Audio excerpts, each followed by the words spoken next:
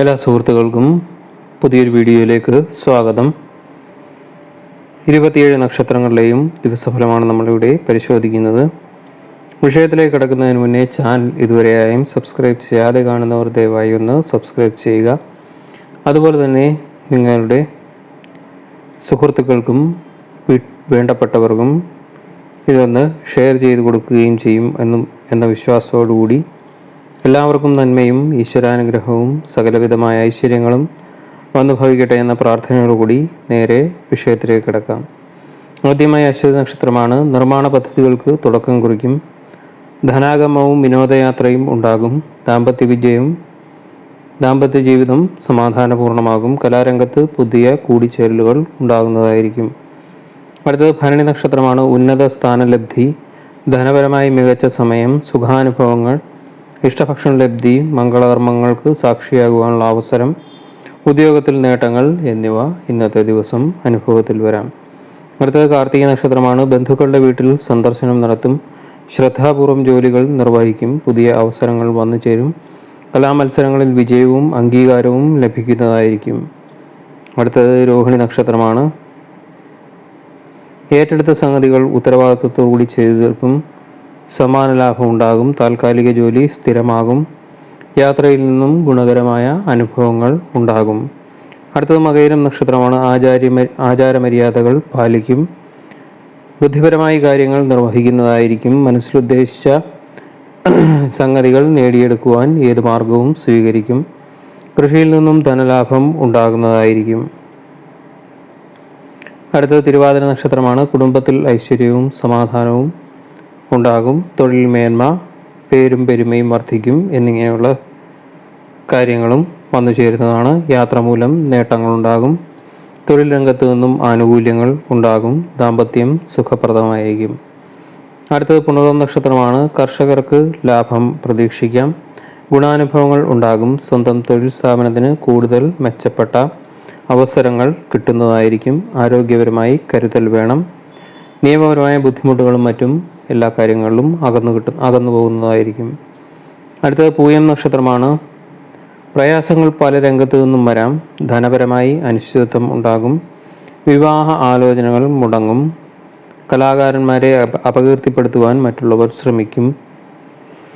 തൊഴിൽ സ്ഥാപനത്തിൽ കുഴപ്പങ്ങൾ വന്നു ചേർന്നേക്കാം. അടുത്തത് ആയില്യം നക്ഷത്രമാണ്. യാത്രയിൽ അസ്വസ്ഥതകൾ ഉണ്ടാകും. സുഹൃത്തുക്കളുമായി അകലാതിരിക്കുവാൻ പ്രത്യേകമായി ശ്രദ്ധിക്കണം. ആത്മനിയന്ത്രണം പാലിക്കുന്നതിനാൽ ആപത്തുകളിൽ നിന്നും രക്ഷയുണ്ടാകും. ആത്മവിശ്വാസം നഷ്ടപ്പെടുത്തുന്ന സംഗതികൾ വന്നു ചേരും.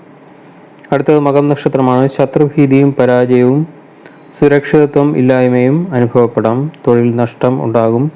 എല്ലാം കൊണ്ടും ദുഷിച്ച ഒരു ദിവസമായിരിക്കും. തെറ്റിദ്ധാരണകൾ വന്നു ഭവിക്കും. കടങ്ങൾ പ്രശ്നങ്ങൾക്ക് കാരണമാകും.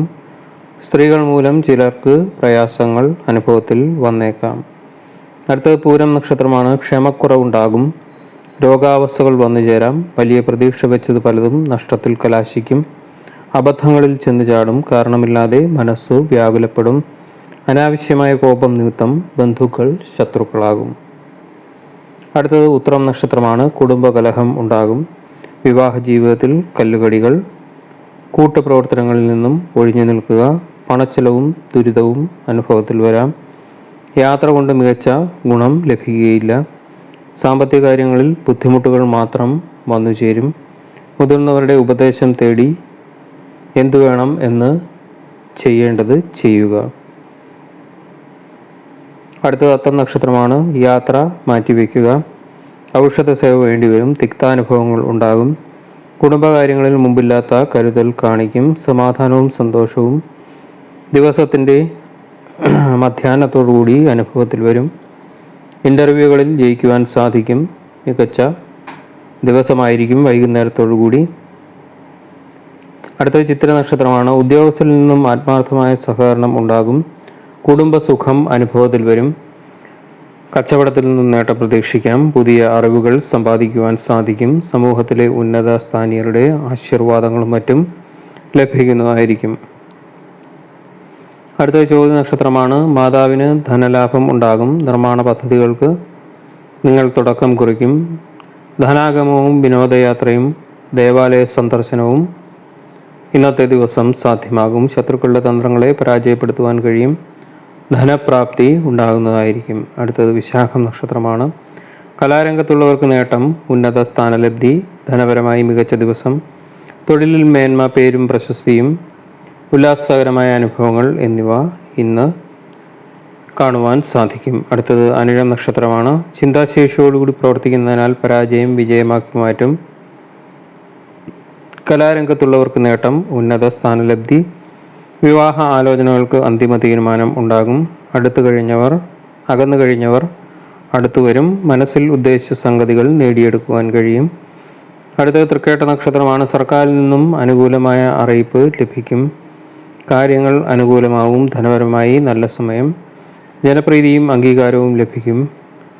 കർമ്മമേഖലയിൽ നിലനിന്നിരുന്ന അനിശ്ചിതത്വം മാറുന്നതായിരിക്കും. വ്യാപാരികൾക്ക് നല്ല സമയമായിരിക്കും. അടുത്തത് മൂലം നക്ഷത്രമാണ്. വായനാശീലം വർദ്ധിക്കും. ദാനകർമ്മങ്ങൾ നടത്തും. സാഹിത്യകാരന്മാർക്ക് പുതിയ അവസരങ്ങൾ വന്നു ചേരും. ദാമ്പത്യ വിഷയങ്ങളിൽ പൊതുവെ സുഖമായിരിക്കും.